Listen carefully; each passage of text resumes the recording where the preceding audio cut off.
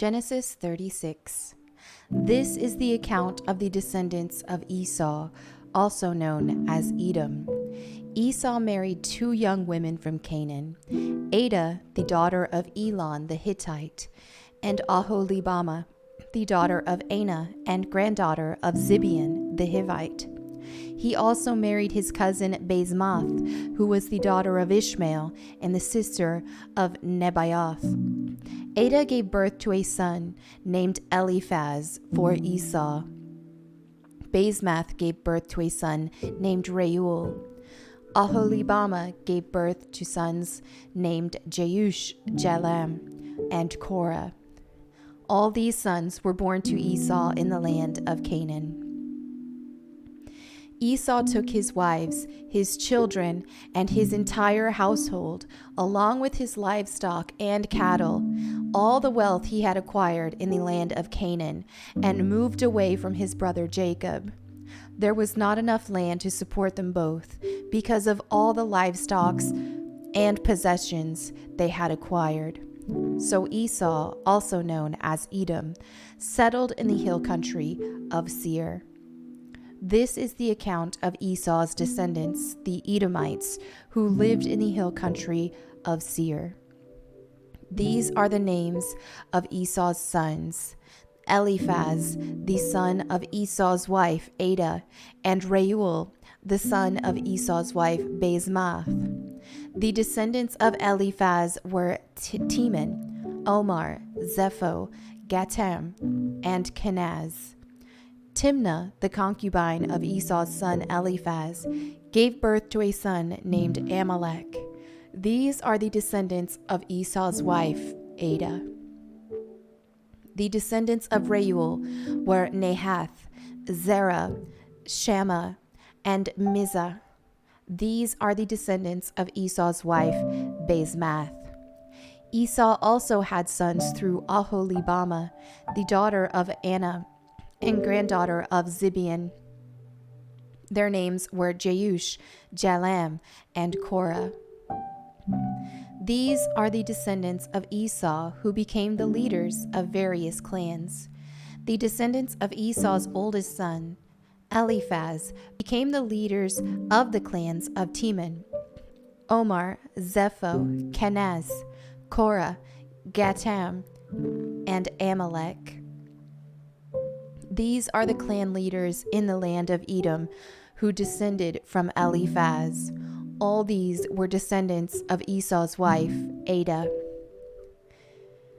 The descendants of Esau's son, Reuel, became the leaders of the clan of Nahath, Zerah, Shammah, and Mizah. These are the clan leaders in the land of Edom who descended from Reuel. All these were descendants of Esau's wife, Basemath. The descendants of Esau and his wife, Aholibamah, became the leaders of the clans of Jeush, Jalam, and Korah. These are the clan leaders who descended from Esau's wife, Aholibamah, the daughter of Anah. These are the clans descended from Esau, also known as Edom, identified by their clan leaders. These are the names of the tribes that descended from Seir, the Horite. They lived in the land of Edom: Lotan, Shobal, Zibeon, Anah, Dishon, Ezer, and Dishan. These were the Horite clan leaders, the descendants of Seir, who lived in the land of Edom. The descendants of Lotan were Hori and Himam. Lotan's sister was named Timnah. The descendants of Shobal were Alvan, Manahath, Ebal, Shepho, and Onam. The descendants of Zibeon were Aiah and Anah. This is the Anah who discovered the hot springs in the wilderness while he was grazing his father's donkeys. The descendants of Anah were his sons, Dishon, and his daughter, Aholibamah. The descendants of Dishon were Himdan, Eshban, Ithran, and Karan. The descendants of Ezer were Bilhan, Zavan, and Achan. The descendants of Dishan were Uz and Aaron. These were the leaders of the Horite clans: Lotan, Shobal, Zibeon, Anna, Dishon, Ezer, and Dishan. The Horite clans are named after their clan leaders who lived in the land of Seir. These are the kings who ruled in the land of Edom before any king ruled over the Israelites. Bela, son of Beor, who ruled in Edom from his city of Dinhabah. When Bela died, Jobab, son of Zerah, from Basra, became king in his place. When Jobab died, Husham from the land of the Temanites became king in his place. When Husham died, Hadad, son of Bedad, became the king in his place and ruled from the city of Avith. He was the one who defeated the Midianites in the land of Moab. When Hadad died, Samlah from the city of Masrekah became king in his place. When Samlah died, Shaul from the city of Rehoboth on the river became king in his place. When Shaul died, Baal-Hanan, son of Akbor, became king in his place. When Baal-Hanan, son of Akbor, died, Hadad became king in his place and ruled from the city of Pau. His wife was Mehetabel, the daughter of Matred and granddaughter of Mezahab.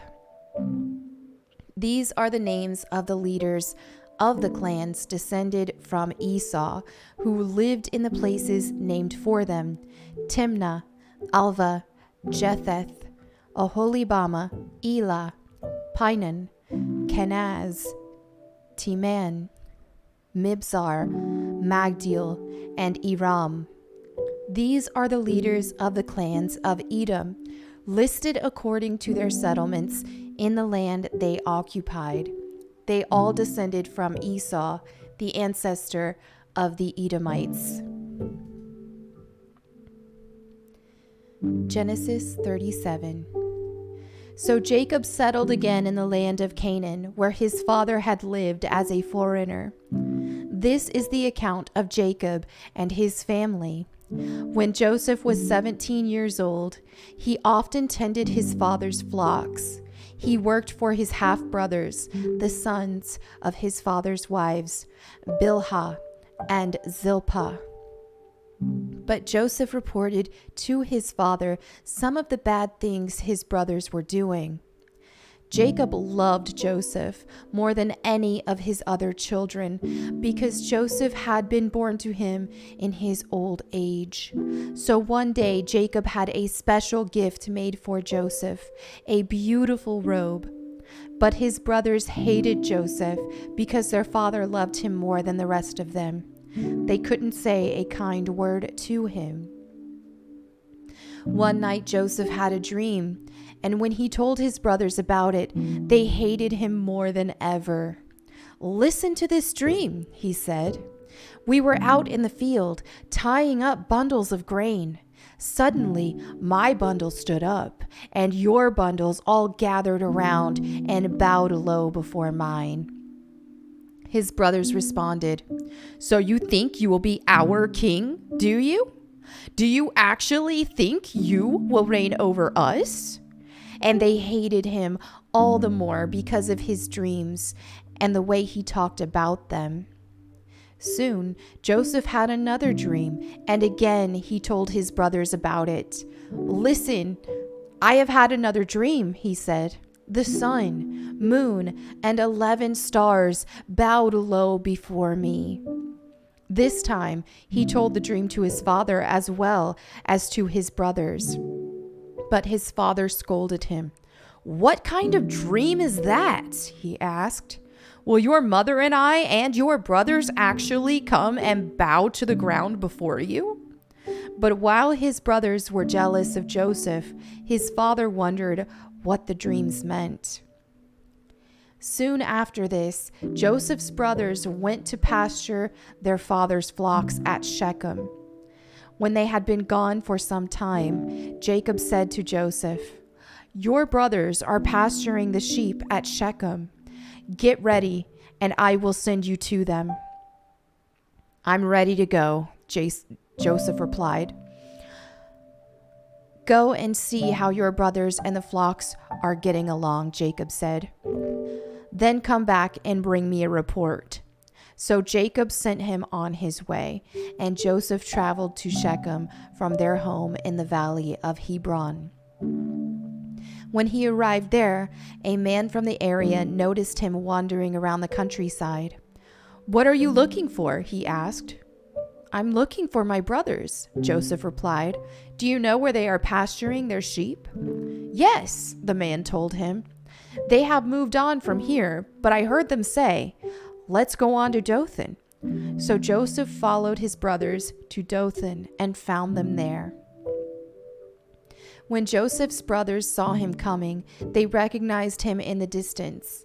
As he approached, they made plans to kill him. "Here comes the dreamer," they said. "Come on, let's kill him and throw him into one of these cisterns. We can tell our father a wild animal has eaten him. Then we'll see what becomes of his dreams." But when Reuben heard of their scheme, he came to Joseph's rescue. "Let's not kill him," he said. "Why should we shed any blood? Let's just throw him into the empty cistern here in the wilderness. Then he'll die without our laying a hand on him." Reuben was secretly planning to rescue Joseph and return him to his father. So when Joseph arrived, his brothers ripped off the beautiful robe he was wearing. Then they grabbed him and threw him into the cistern. Now the cistern was empty. There was no water in it. Then, just as they were sitting down to eat, they looked up and saw a caravan of camels in the distance coming toward them. It was a group of Ishmaelite traders taking a load of gum, balm, and aromatic resin from Gilead down to Egypt. Judah said to his brothers, "What will we gain by killing our brother? We'd have to cover up the crime.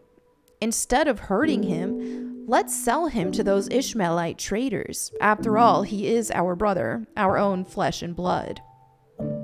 And his brothers agreed. So when the Ishmaelites, who were Midianite traders, came by, Joseph's brothers pulled him out of the cistern and sold him to them for 20 pieces of silver. And the traders took him to Egypt. Sometime later, Reuben returned to get Joseph out of the cistern. When he discovered that Joseph was missing, he tore his clothes in grief. Then he went back to his brothers and lamented, "The boy is gone.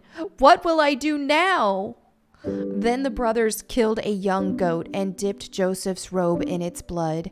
They sent the beautiful robe to their father with this message: "Look at what we found. Doesn't this robe belong to your son?" Their father recognized it immediately. "Yes," he said, "it is my son's robe. A wild animal must have eaten him. Joseph has clearly been torn to pieces." Then Jacob tore his clothes and dressed himself in burlap. He mourned deeply for his son for a long time. His family all tried to comfort him, but he refused to be comforted. "I will go to my grave mourning for my son," he would say, and then he would weep. Meanwhile, the Midianite traders arrived in Egypt, where they sold Joseph to Potiphar, an officer of Pharaoh, the king of Egypt. Potiphar was captain of the palace guard. Genesis 38. About this time, Judah left home and moved to Adullam, where he stayed with a man named Hira. There he saw a Canaanite woman, the daughter of Shua, and he married her. When he slept with her, she became pregnant and gave birth to a son, and he named the boy Then she became pregnant again and gave birth to another son, and she named him Onan. And when she gave birth to a third son, she named him Shelah. At the time of Shelah's birth, they were living at Kezib. In the course of time, Judah arranged for his firstborn son, to marry a young woman named Tamar. But was a wicked man in the Lord's sight, so the Lord took his life. Then Judah said to Er's brother Onan, "Go and marry Tamar, as our law requires of the brother of a man who has died. You must produce an heir for your brother." But Onan was not willing to have a child who would not be his own heir. So whenever he had intercourse with his brother's wife, he spilled the semen on the ground. This prevented her from having a child who would belong to his brother.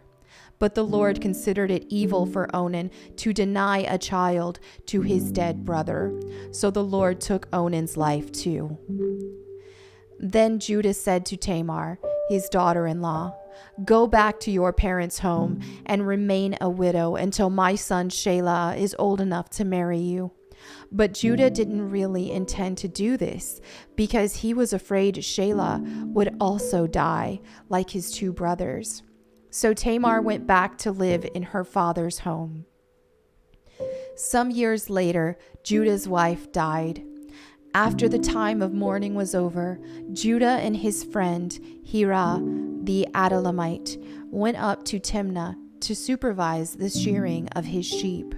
Someone told Tamar, "Look, your father-in-law is going up to Timnah to shear his sheep." Tamar was aware that Shelah had grown up, but no arrangements had been made for her to come and marry him. So she changed out of her widow's clothing and covered herself with a veil to disguise herself. Then she sat beside the road at the entrance to the village of Enaim, which is on the road to Timnah. Judah noticed her and thought she was a prostitute since she had covered her face. So he stopped and propositioned her. "Let me have sex with you," he said, not realizing that she was his own daughter-in-law. "How much will you pay to have sex with me?" Tamar asked. "I'll send you a young goat from my flock," Judah promised. "But what will you give me to guarantee that you will send the goat?" she asked. "What kind of guarantee do you want?" he replied. She answered, "Leave me your identification seal and its cord, and the walking stick you are carrying." So Judah gave them to her. Then he had intercourse with her, and she became pregnant. Afterward, she went back home, took off her veil, and put on her widow's clothing as usual. Later, Judah asked his friend Hirah the Adullamite to take the young goat to the woman and to pick up the things he had given her as his guarantee. But Hirah could not find her. So he asked the men who lived there, "Where can I find the shrine prostitute who was sitting beside the road at the entrance to Enaim?" "We've never had a shrine prostitute here," they replied. So Hirah returned to Judah and told him, "I couldn't find her anywhere, and the men of the village claimed they had never had a shrine prostitute there." "Then let her keep the things I gave her," Judah said. "I sent the young goat as we agreed, but you couldn't find her. We'd be the laughing stock of the village if we went back again to look for her." About 3 months later, Judah was told, "Tamar, your daughter-in-law, has acted like a prostitute, and now, because of this, she's pregnant." "Bring her out and let her be buried," Judah demanded. But as they were taking her out to kill her, she sent this message to her father-in-law: "The man who owns these things made me pregnant. Look closely. Whose seal and cord and walking stick are these?" Judah recognized them immediately and said, "She is more righteous than I am, because I didn't arrange for her to marry my son Shelah." And Judah never slept with Tamar again. When the time came for Tamar to give birth, it was discovered that she was carrying twins. While she was in labor, one of the babies reached out his hand. The midwife grabbed it and tied a scarlet string around the child's wrist, announcing, "This one came out first." But then he pulled back his hand, and out came his brother. "What?" the midwife exclaimed. "How did you break out first?" So he was named Perez. Then the baby with the scarlet string on his wrist was born, and he was named Zerah. Genesis 39. When Joseph was taken to Egypt by the Ishmaelite traders, he was purchased by Potiphar, an Egyptian officer. Potiphar was captain of the guard for Pharaoh, the king of Egypt. The Lord was with Joseph, so he succeeded in everything he did as he served in the home of the Egyptian master. Potiphar noticed this and realized that the Lord was with Joseph, giving him success in everything he did. This pleased Potiphar, so he soon made Joseph his personal attendant. He put him in charge of his entire household and everything he owned. From the day Joseph was put in charge of his master's household and property, the Lord began to bless Potiphar's household for Joseph's sake. All his household affairs ran smoothly, and his crops and livestock flourished. So Potiphar gave Joseph complete administrative responsibility over everything he owned. With Joseph there, he didn't worry about a thing except what kind of food to eat. Joseph was a very handsome man and well-built young man.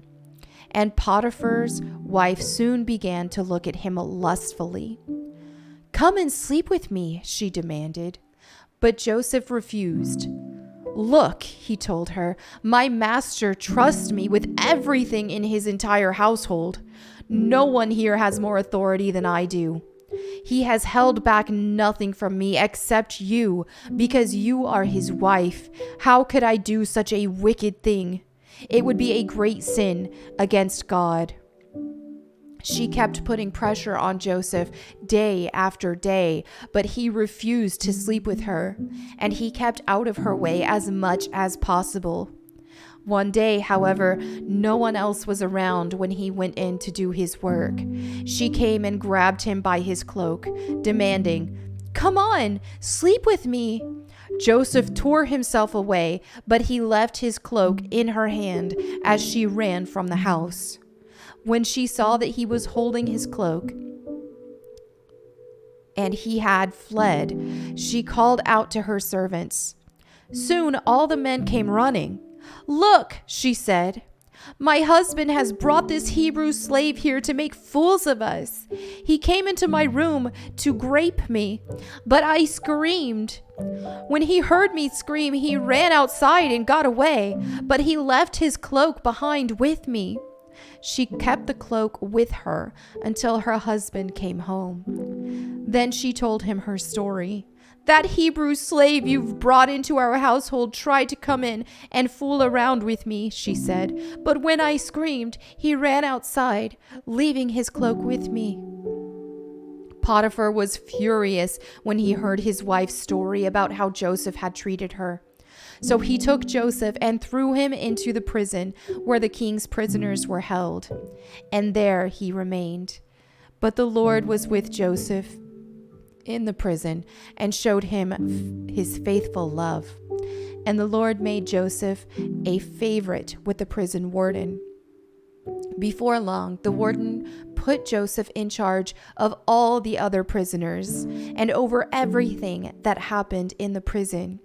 The warden had no more worries because Joseph took care of everything.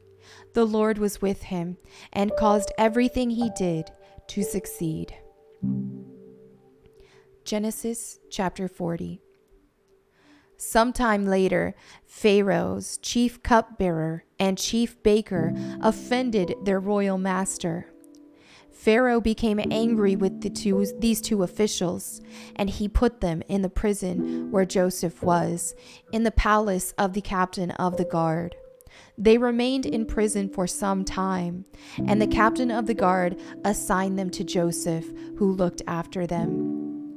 While they were in prison, Pharaoh's cupbearer and baker each had a dream one night, and each dream had its own meaning. When Joseph saw them the next morning, he noticed that they both looked upset. "Why do you look so worried today?" he asked them. And they replied, "We both had dreams last night, but no one can tell us what they mean." "Interpreting dreams is God's business," Joseph replied. "Go ahead and tell me your dreams." So the chief cupbearer told Joseph his dream first. "In my dream," he said, "I saw a grapevine in front of me. The vine had 3 branches that began to bud and blossom, and soon it produced clusters of ripe grapes. I was holding Pharaoh's wine cup in my hand, so I took a cluster of grapes and squeezed the juice into the cup.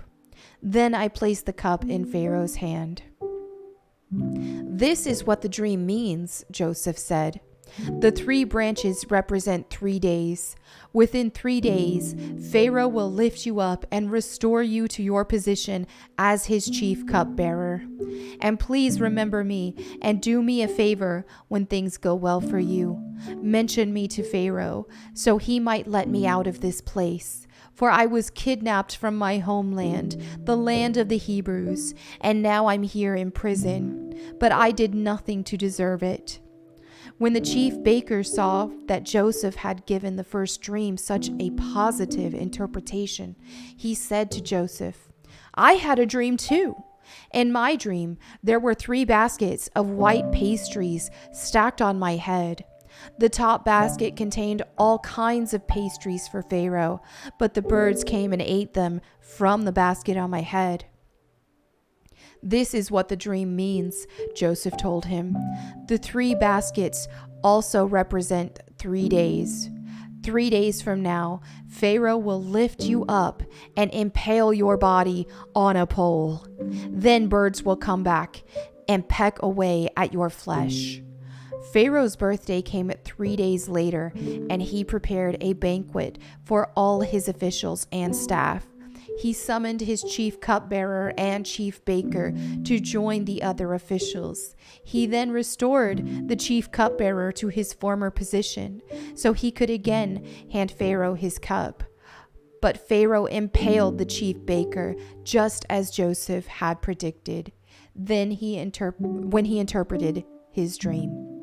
Pharaoh's chief cupbearer, however, forgot all about Joseph, never giving him another thought. And there you have it for today's Bible reading. Thank you so much for fellowshipping with me. I look forward to seeing you for the next video.